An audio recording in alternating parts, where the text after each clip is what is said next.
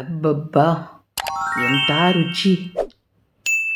ಕೊಟ್ಟೆಗೂ ಕೆಂಪು ಚಟ್ನಿ ಜೊತೆಯಲ್ಲಿ ಒಂಚೂರು ಇಂಗಿನೆಣ್ಣೆ ತಿಂದರೆ ತಿಂತಾ ಇರಬೇಕು, ಅಷ್ಟೊಂದು ರುಚಿ. ಹಾಯ್ ಎಲ್ರಿಗೂ, ಗುಡ್ ಮಾರ್ನಿಂಗ್. ಇವತ್ತು ನಾನಿಲ್ಲಿ ಕೊಟ್ಟೆ ಮಾಡ್ಕೊಂಡಿದ್ದೇನೆ. ಕೊಟ್ಟೆ ಅಂದರೆ ನಿಮಗೆಲ್ಲರೂ ಗೊತ್ತಿರ್ಬೋದು, ಹಲಸಿನ ಎಲೆಯಲ್ಲಿ ಮಾಡುವಂಥ ಒಂದು ವಿಶೇಷ ತಿಂಡಿ ಇದು. ಇದಕ್ಕೆ 1 ಲೋಟ ಉದ್ದಿನಬೇಳೆ 2 ಅಥವಾ 3 ಗಂಟೆಗಳ ಕಾಲ ನೆನೆ ಹಾಕಬೇಕು. ಹಾಗೆ ಇದು ಹಲಸಿನ ಎಲೆ, ಇದನ್ನು ಚೆನ್ನಾಗಿ ತೊಳೆದುಕೊಂಡು 4 ಎಲೆಗಳನ್ನು ಸೇರಿಸಿ ಮಾಡುವುದೇ ಕೊಟ್ಟೆ.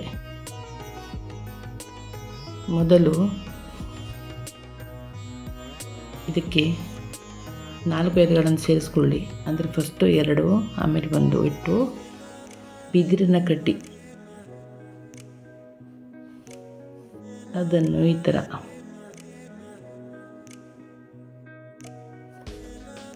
ಬಿದಿರಿನ ಕಡ್ಡಿಯಿಂದ ಮಾಡಬೇಕು. ಇಲ್ಲ ಅಂದರೆ ಹೊಸ ಪೊರಕೆ ಕಡ್ಡಿ ಇದ್ದರೂ ಪರವಾಗಿಲ್ಲ, ಆದರೆ ಹೊಸದಾಗಿರಬೇಕು, ಯೂಸ್ ಮಾಡೋದಿರಬಾರ್ದು. ನೋಡಿ ಈ ಥರ 3 ಎಲೆ ಆಯಿತಾ. ಹಾಗೆ ಇನ್ನೊಂದು ಎಲೆಯನ್ನು ಜೋಡಿಸಿ ಅದಕ್ಕೂ ಕಡ್ಡಿಯನ್ನು ಹಾಕಿ ಈ ಥರ ಮಾಡಿಕೊಳ್ಳಬೇಕು. ಸ್ವಲ್ಪ ಜಾಗ್ರತೆಯಿಂದ ಮಾಡಿಕೊಳ್ಳಿ. ಇಲ್ಲಿ ನೋಡಿ ಈ ಥರ ಪತ್ರಾವಳಿಯನ್ನು ಮಾಡಿ ಅದರ ಮೇಲೆ ಒಂದು ಕಲ್ಲು ಹೀರಿಟ್ಟಿದ್ರೆ ಅದು ಮಾಡಲು ಸುಲಭ ಆಗ್ತದೆ. ನಾನು ಹಾಗೆ ಮಾಡಲಿಲ್ಲ, ಯಾಕಂದರೆ ಎಲೆನೂ ಸ್ವಲ್ಪನೇ ಇತ್ತು ಮತ್ತು ಅಷ್ಟೊಂದು ಚೆನ್ನಾಗಿರಲಿಲ್ಲ. ಈ ಬಿಸಿಲಿಗೆ ತುಂಬ ಎಲೆ ಎಲ್ಲ ಒಣಗಿ ಖಡಕ್ಕಾಗಿರ್ತದೆ. ನಾನು ಇದರಲ್ಲೇನು ಅಷ್ಟು ಪರ್ಫೆಕ್ಟ್ ಅಂತೇನಿಲ್ಲ, ಆದರೂ ಒಂದು ತಕ್ಕ ಮಟ್ಟಿಗಂತೂ ಮಾಡ್ತೇನೆ. ನೋಡಿ ಈ ಥರ ಎಲ್ಲ 4 ಎಲೆ ಒಂದೇ ಸಮ ಇರಬೇಕು.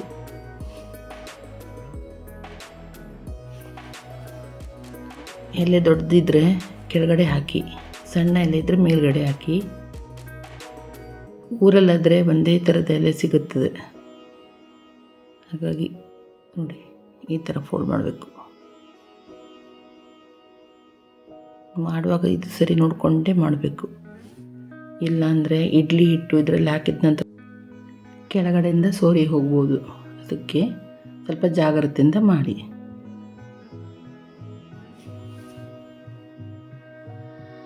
ಹೀಗೆ ಮಾಡಿಕೊಂಡು ಈಗ ಇದರಲ್ಲಿ 1 ತೊಟ್ಟನ್ನಿಟ್ಟು ಬಾಕಿ 3 ತೊಟ್ಟನ್ನು ಕಟ್ ಮಾಡಿ. ಇದು ಒಂದನ್ನು ಇಡೋದು ಕಾರಣ ಏನಂದರೆ ಹಿಟ್ಟನ್ನು ಹಾಕಬೇಕಾದ್ರೆ ನಮಗೆ ಕೈಯಲ್ಲಿ ಗ್ರಿಪ್ ಸಿಗ್ತದೆ, ಅದಕ್ಕೋಸ್ಕರ ಅಷ್ಟೇ. ಸ್ವಚ್ಛ ಮಾಡಿ ತೊಳೆದು ನೆನೆಸಿದ ಬೇಳೆಯನ್ನು ರುಬ್ಬಲು ಹಾಕಿ. ಹಾಗೆ ಈಗ ಇಡ್ಲಿ ರವೆ, ಇದನ್ನು ನಾನು 1 ಲೋಟಕ್ಕೆ 2 ಲೋಟ ಇಡ್ಲಿ ರವೆ ತಗೊಂಡಿದ್ದೇನೆ. ಕೊಟ್ಟೆಗಂದರೆ ಅಷ್ಟೇ ಬೇಕು. ಒಂದು ವೇಳೆ ಇಡ್ಲಿ ಮಾಡೋದಿದ್ರೆ 1 ಗ್ಲಾಸ್ ಉದ್ದಿನ ಬೇಳೆಗೆ 2.5 ತನಕ ಹಾಕ್ಬೋದು. ಒಂದು ಪಾತ್ರೆಯಲ್ಲಿ ಇಡ್ಲಿ ರವೆಯನ್ನು ಮುಳುಗುವಷ್ಟು ನೀರನ್ನು ಹಾಕಿ ನೆನೆ ಹಾಕಿದ್ದೇನೆ. ಒಂದು ಅರ್ಧ ಗಂಟೆ 3/4 ಗಂಟೆ ತನಕ ನೆನೆಯಲಿ. ಒಳ್ಳೆ ಮೃದುವಾಗಿ ಫ್ಲಫಿಯಾಗಿ ಬರ್ತದೆ. ಇದು ನಂದು ಗ್ರೈಂಡರು ಆಟೋಮೆಟಿಕ್, ಮುಚ್ಚಳ ತೆಗೆದರೆ ತನ್ನಷ್ಟಕ್ಕೆ ಸ್ಟಾಪ್ ಆಗ್ತದೆ, ಮುಚ್ಚಳ ಹಾಕಿದರೆ ಆನ್ ಆಗ್ತದೆ. ನನಗೆ ಗೊತ್ತಿರಲಿಲ್ಲ ಈ ಥರ ಸಿಸ್ಟಮ್ ಇದೆ ಅಂತ, ಆಟೋಮೆಟಿಕ್ ಅಂತ ತಗೊಂಡಿದ್ದು. ನೆನೆ ಹಾಕಿದ ಇಡ್ಲಿ ರವೆಯನ್ನು ಸರಿ ಚೆನ್ನಾಗಿ ಗಟ್ಟಿ ಹಿಂಡಿ ಹಾಕಬೇಕು. ಸ್ವಲ್ಪ ಕೂಡ ನೀರಿದ್ದರೆ ಹಿಟ್ಟು ತೆಳ್ಳಗಾಗುವ ಸಂಭವ ಇರ್ತದೆ. ಸರಿಯಾಗಿ ಚೆನ್ನಾಗಿ ಹಿಂಡ್ಕೊಂಡು ಅದರಲ್ಲಿ ಮಿಕ್ಸ್ ಮಾಡಿಡಿ. ಉಪ್ಪು ಹಾಕೋದು ಬೇಡ. ರಾತ್ರಿ ರುಬ್ಬಿಟ್ಟು ಚೆನ್ನಾಗಿ ಮಿಕ್ಸ್ ಮಾಡಿ ಮುಚ್ಚಿಡಿ. ಕೊಟ್ಟೆ ಬೇಯಿಸುವ ಮುನ್ನ ಹಿಟ್ಟಿಗೆ ರುಚಿಗೆ ತಕ್ಕಷ್ಟು ಉಪ್ಪನ್ನು ಹಾಕಿ ಮಿಕ್ಸ್ ಮಾಡಿ. ಹಾಗೆ ಮಾಡಿಟ್ಟ ಹಲಸಿನ ಎಲೆ ಕೊಟ್ಟೆಯಲ್ಲಿ ಹಿಟ್ಟನ್ನು ತುಂಬಿಸಿ ಒಂದು ಹರಿವಾಣದಲ್ಲಿ ಜೋಡಿಸಿಡಿ.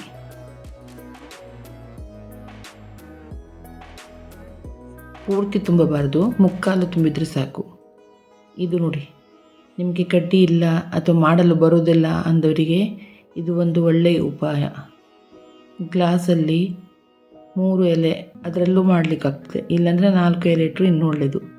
ನನ್ನ ಹತ್ರ ಎಲೆ ತುಂಬಾ ಕಡಿಮೆ ಇತ್ತು, ಹಾಗಾಗಿ 2 ಎಲೆಲ್ಲೂ ಮಾಡಿದ್ದೀನಿ, 4 ಎಲೆಲ್ಲಂತೂ ಮಾಡಿದ್ದೀನಿ. ಇದು ನೋಡಿ 3 ಎಲೆ ಹಾಕಿದ್ದೀನಿ, ಇಷ್ಟೇ. ಇದಕ್ಕೆ ಕಡ್ಡಿ ಬೇಡ. ಹೊಟ್ಟೆ ಮಾಡಲು ಬರದಿದ್ದವರು ಕೂಡ ಇದನ್ನು ಸುಲಭ ರೀತಿಯಲ್ಲಿ ಮಾಡಬಹುದು. ತುಂಬ ಈಸಿ, ಖಂಡಿತ ಮಾಡಿ ನೀವು.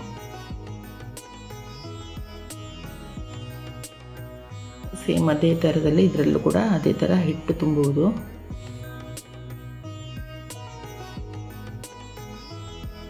ನೋಡಿ, ಈ ಥರ ಎಲ್ಲ ಜೋಡಿಸಿಟ್ಕೊಳ್ಬೇಕು.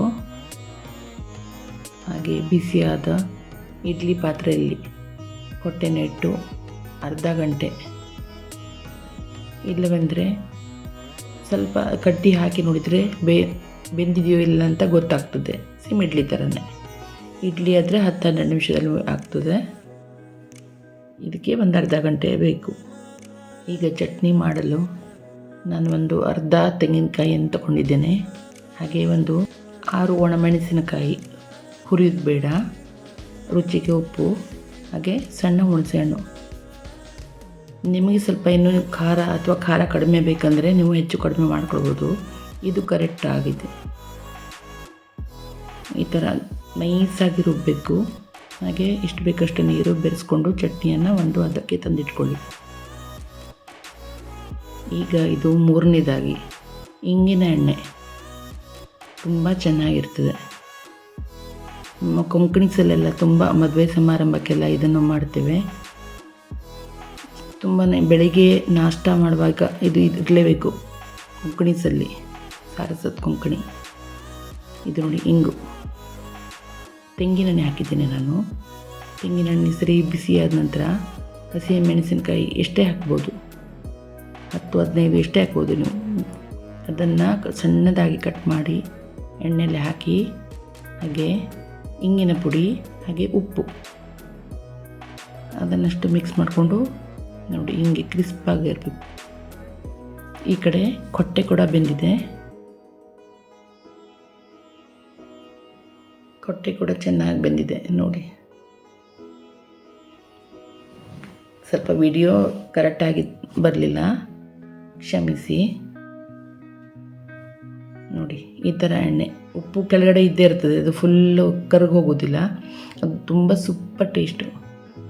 ನಮ್ಮ ಪಕ್ಕದ ಮನೆಯವರು ನಮಗೆ ಹಲಸಿನ ಎಲೆ ತಂದು ಕೊಡ್ತಾರೆ ಮಂಡ್ಯದಿಂದ. ಅವ್ರಿಗೆ ತುಂಬ ಇಷ್ಟ ಈ ಎಣ್ಣೆ. ಕೊಟ್ಟೆ ಅವ್ರಿಗೆ ಗೊತ್ತೇ ಇಲ್ಲ ಇನ್ನೂ ತನಕ.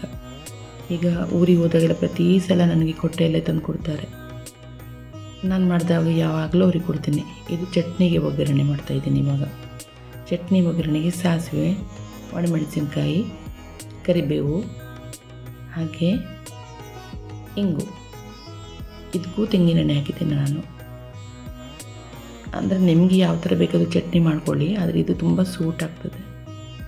ನಾನು ಇನ್ನೊಂದು ಚಟ್ನಿಯನ್ನು ಕೂಡ ರೀಲಲ್ಲಿ ಹಾಕಿದ್ದೀನಿ, ರೀಲ್ ಅಂದರೆ ಸ್ಟೋರಿಯಲ್ಲಿ ಹಾಕಿದ್ದೀನಿ. ಇದು ನೋಡಿ, ಗ್ಲಾಸಲ್ಲಿ ಮಾಡಿದ್ದು ನೋಡಿ, ಎಷ್ಟು ಚೆನ್ನಾಗಿ ಬಂದಿದೆ ಅಲ್ಲ. ಗಡ್ಡಿ ಇನ್ನೂ ಬೇಡ, ಏನು ಬೇಡ, ಗ್ಲಾಸ್ ಇದ್ದರೆ ಸಾಕು.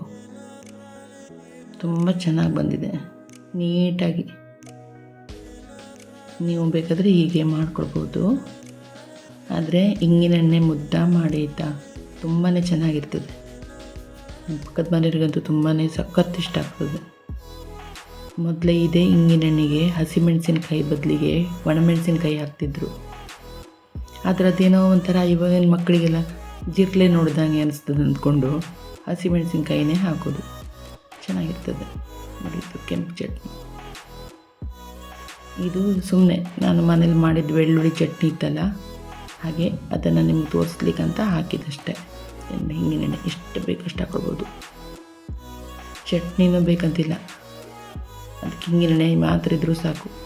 ಬಿಸಿ ಬಿಸಿ ಸಖತ್ತಾಗಿರ್ತದೆ. ಖಂಡಿತ ಒಮ್ಮೆ ಮಾಡಿ ನೋಡಿ, ಹೇಗಾಯ್ತಂತ ಕಮೆಂಟ್ ಮೂಲಕ ನನಗೆ ತಿಳಿಸಿ. ಹಾಗೆ ನಮ್ಮ ಚಾನಲಿಗೆ ಸಬ್ಸ್ಕ್ರೈಬ್ ಆಗೋದನ್ನು ಮರಿಬೇಡಿ, ಲೈಕ್ ಮತ್ತು ಶೇರ್ ಮಾಡಿ. ನಮಸ್ತೆ.